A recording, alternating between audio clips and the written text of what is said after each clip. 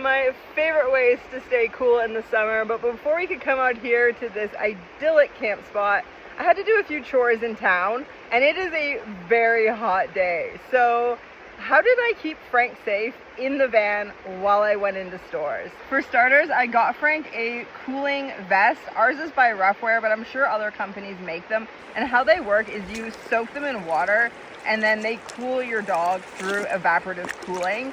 This only goes so far, but Frank does love his vest and it makes him way more comfortable than he ever was before getting the vest on hot days like this. But the primary way I go about this is through a lot of strategy. So when I'm parking, I try to park in the shade. Now that isn't always going to be possible, so I make sure to park my vehicle in an orientation where the van is shading the part of the van that he's in. He's always in the front passenger seat, so I will park so the sun is hitting the back opposite corner of the van, so there's no sun directly coming in to the cab of the vehicle.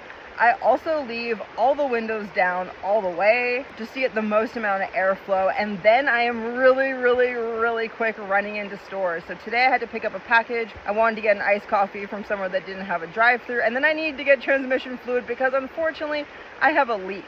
So I made 3 quick stops, each of those employing these techniques, and he was cool as a cucumber when I came back out to the van, not even panting at all. Today I was in a town that I'm familiar with, which made it a little easier, but if I'm going somewhere I've never been before, or it's really busy and parking's just a little more challenging, then I will go on to Google Maps and study the satellite imagery and look for places that might have shade, or get a feel for the orientation of the parking lots, so I know where I'm trying to park best to be able to just quickly run into a store. Now, if I need to do things that I can't do as quickly as just run and grab something and get out, then I'm only gonna do my chores after dark when it's cooling off, or early in the morning.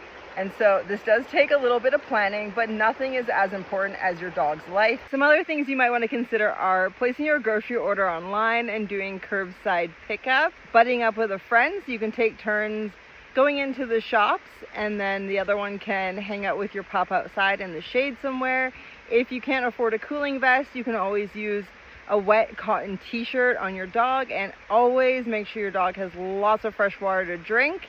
As a bonus, you could ask for a cup of ice if you happen to be going through a drive-through to make sure your dog does have some nice cool water to drink. So there's so many ideas out there, so if you have some of your own, drop them in the comments. And if you know somebody who lives on the road with a dog, feel free to share this with them, because as always, the dog's safety comes first.